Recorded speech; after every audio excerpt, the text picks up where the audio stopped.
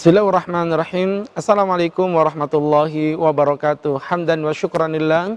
Wassalatu wassalamu ala rasulillah wa ala alihi wa sahbihi wa mawalah bi ihsanin ila yaumil qiyamah. Amma ba'du.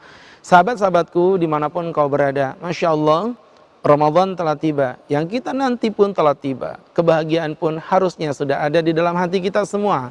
Namun bagaimana kita mampu meningkatkan kualitas potensi ibadah puasa kita melebihi daripada puasa-puasa kita di tahun yang lalu. Karena Rasulullah SAW bersabda, barang siapa yang hari ini dia lebih baik dari kemarin, maka itu adalah orang-orang yang beruntung. Namun barang siapa yang hari ini lebih buruk dari kemarin, na'udzubillah, itulah orang-orang yang celaka. Barang siapa yang hari ini sama dengan kemarin, maka itu adalah orang-orang yang merugi. Nah, ini yang luar biasa. Ketika Rasulullah mengatakan yang sama pun dalam keadaan merugi, harusnya kita berpikir secara dalam. Teman-teman yang dimuliakan Allah, sama pun kita dalam kondisi merugi. Jadi kita nggak boleh sama. Ramadan tahun lalu harus tidak lebih baik dibandingkan Ramadan tahun ini. Maknanya Ramadan tahun ini harus menjadi sesuatu yang memiliki power, memiliki kedahsyatan, memiliki kualitas, bahkan memiliki kuantitas yang jauh lebih baik dibandingkan Ramadan di tahun-tahun yang lalu. Nah, untuk itulah kita melihat di mana posisi Ramadan kita berada. Di mana posisi puasa kita berada. Hadirin yang dimuliakan Allah, sahabat tercinta Allah dimanapun kau berada, maka posisinya kata para ulama puasa itu terbagi menjadi 3 tingkatan. Yang pertama tingkatannya adalah puasa yang meninggalkan perkara-perkara yang membatalkan ibadah puasa. Jadi dia tidak makan, dia juga tidak minum, dia tidak berhubungan suami istri. Tetapi dia masih melakukan perkara-perkara yang diharamkan oleh Allah Subhanahu wa taala. Maka level ibadah puasanya adalah level yang pertama. Dan ini adalah level yang paling rendah. Dan problemnya sahabatku, disitulah letak kebanyakan saya, Anda, kita semua berada. Nah, tingkatkan kualitas keimanan kita dengan menjadikan puasa kita pada level yang kedua. Apa level yang kedua? Yang kedua adalah bagaimana kita mampu bukan hanya meninggalkan pembatal-pembatal ibadah puasa, tapi juga kita mampu meninggalkan hal-hal yang membatalkan pahala puasa kita. Dia tidak membatalkan puasa, tetapi dia menghancurkan pahala kita. Maka sahabat-sahabatku, itulah yang disebutkan oleh Al-Imamul Ghazali. Yang pertama adalah khifdul ain, menterapi matanya dari pandangan-pandangan yang tidak semestinya. Dari pandangan-pandangan yang tidak semestinya. Maka kadang anak muda bilang Ramadan sore-sore paling enak ngabuburit. Ngabuburit duduk di pinggir jalan ngapain? Mandangin maksiat-maksiat, mandangin wanita-wanita yang membuka aurat. Dan itu akan menggugurkan nilai pahala ibadah puasa kita tanpa terasa. Yang kedua kata Imam Ghazali, hifdzul lisan, menjaga mulut kita dari ucapan-ucapan yang buruk. Dari ucapan-ucapan yang hanya menebarkan keburukan, ghibah, namimah, fitnah, gosip sini, gosip sana, yang jujur akan menghancurkan daripada kualitas ibadah puasa kita.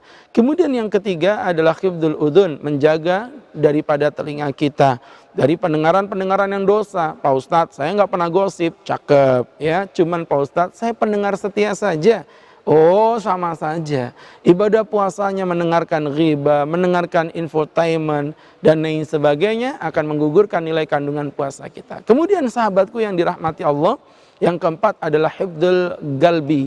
Bagaimana kita mampu menjaga hati kita dari kesuudonan diri, ya, dari perilaku-perilaku yang membuat hati kita menjadi busuk, padahal Allah tidak memandang jasad kita. Innallaha la yanzuru ila suwarikum wala ila ajsamikum. Allah tidak memandang pada fisikmu, Allah tidak memandang pada jasadmu, walakin yanzuru ila qulubikum. Allah memandang kepada hatimu. Ya, teman-teman yang berbahagia, maka hati dijaga, jangan suudzon. Kalau antum suudzon, apapun yang antum lihat akan menjadi buruk di mata antum. Ya, ini Ustadz Agus ceramahnya kepanjangan. Dasar Ustadz nggak pengertian. Ustadz ceramahnya kependekan. Ustadz nggak punya ilmu. Ustadz ngimamin maghrib baca Al-Ikhlas. Ustadz nggak punya hafalan. Saya ngimamin maghrib baca Al-Baqarah lengkap. Dasar Ustadz Edan nggak punya perasaan. Jadi orang akan selalu bersifat buruk kepada kita. Itu poin penyakit-penyakit yang akan menghancurkan pahala puasa kita. Konsepnya adalah apapun yang diharamkan di luar bulan Ramadan, diharamkan pula di bulan Ramadan, tapi bukan hanya haram, dia juga akan menghancurkan kualitas ibadah puasa kita. Level yang ketiga, Allahu Akbar, ini level yang tertinggi. Dia bukan hanya mengharamkan atau meninggalkan pada pembatal-pembatal puasa. Dia tidak hanya mengharamkan atau meninggalkan perkara yang membatalkan pahala puasa, tapi jauh dari itu, dia mampu meninggalkan perkara yang mubah. Yang mubah, ya mubah, dia tinggalkan, sahabatku. Kenapa jamaah yang dimuliakan Allah Subhanahu wa ta'ala? Mubah tapi mengurangi nilai pahala puasanya karena tidak mengandung kebermanfaatan apapun. Contoh, banyak nonton TV misalnya. Saya nggak bilang nonton TV haram, tetapi tidak ada manfaatnya. Mubah, contoh, banyak nge-mall belanja, contohnya. Ya, dia tidak haram, tapi apabila kita mampu meninggalkannya dan mengisi waktu kita di bulan Ramadan dengan sesuatu yang jauh lebih bermanfaat, sesungguhnya itu justru adalah kemenangan yang sesungguhnya. Untuk itulah sahabat-sahabatku, kita tingkatkan Ramadan kita. Bukan hanya meninggalkan yang membatalkan puasa, bukan hanya bahkan yang meninggalkan perkara haram belaka, karena di luar Ramadan pun memang faktanya sudah haram yang wajib kita tinggalkan.